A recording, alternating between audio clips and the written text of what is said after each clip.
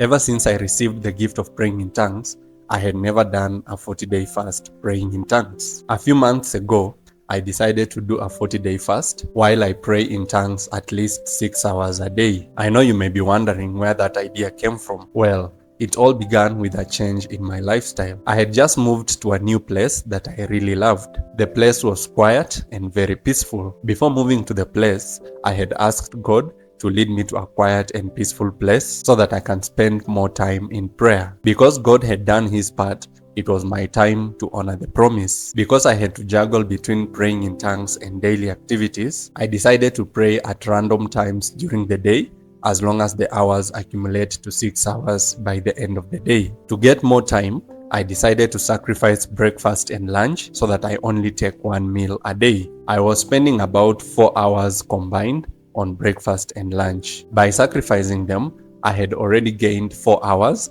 and I only needed to look for 2 more hours so that it makes 6 hours a day. Good for me. I had already set aside an hour and a half of prayer every day. I decided to extend it to 2 hours so that it completes with the 4 hours to make 6 hours of praying in tongues every day. I knew it was going to be intense and it would also be very difficult for me to sustain it for long. Initially, I set myself to do a 90 days fast, although I was very skeptical if I would manage, given that the longest fast I had done before then was a mere 7 days. Also, I didn't have any specific pressing need I was praying for, and I was unsure if I would have the desire to keep praying with that intensity. Either way, I began the fast, expecting to make adjustments depending on how it goes. Immediately I began the fast, I quickly noticed that praying in tongues for 6 hours is not a joke. In my mind, I had divided my day into 4 portions: 6 hours of praying in tongues,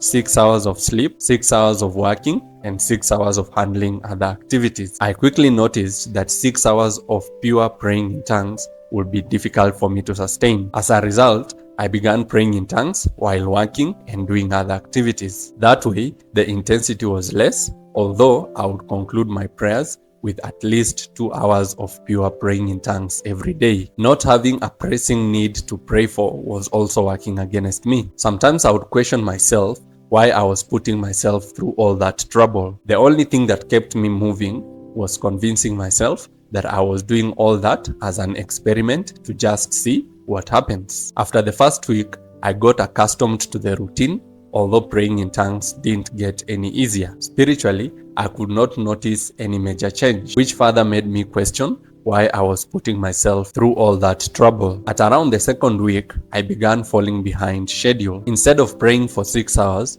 I will do about 4 hours and push the remaining 2 hours to the following day. With a burden to pray for 8 hours the following day, I felt ever more discouraged. If I managed to do 6 hours the following day, I would still have 2 more hours that I needed to carry over to the following day. Slowly but surely, the hours that I carried over kept increasing, such that by day 30 of the fast, I had a full 6 hours being carried over. That meant that on day 30 of the fast, I was busy compensating for the prayers of day 29. At that point, someone could easily have said I am becoming a Pharisee for counting the hours that I pray so religiously. But in defense, I was only counting the hours to know the limit my body could go to. I was never using the hours I was praying as a reason for God to answer me. God had already done so much for me. To be honest, most of the tongues I was praying during the fast felt very dry and very empty. Part of the reason was because I was praying in tongues while doing other activities. Also,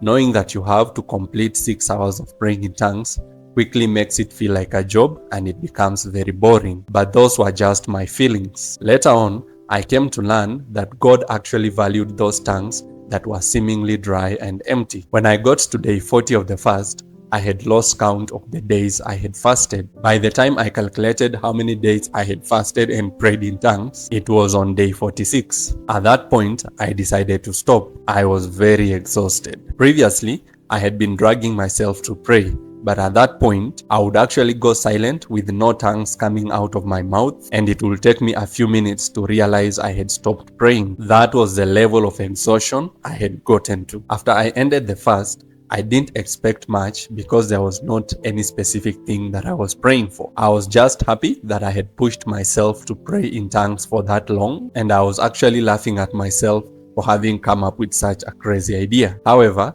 God took my crazy idea seriously, even though I didn't necessarily intend for it. I say this because ever since I completed the fast, anytime I would pray to God for anything, I would hear a voice tell me, why would God not answer a young man who prayed for 40 days? Whenever I would hear that voice, I would become so confident of whatever I was asking God to do. And sure enough, every plan that I would come up with after that fast, it would work out to perfection. I kept hearing that voice for about 3 months before it stopped. In that period, I had a constant feeling that God was pleased with me. I couldn't tell how I knew it, but I just felt it. Knowing that God was pleased with me gave me such confidence I had never felt before. From the experience, I learned that even when your prayers don't necessarily ask for anything from God, as long as you do them from a pure heart, God will bless you as He sees fit. God bless you.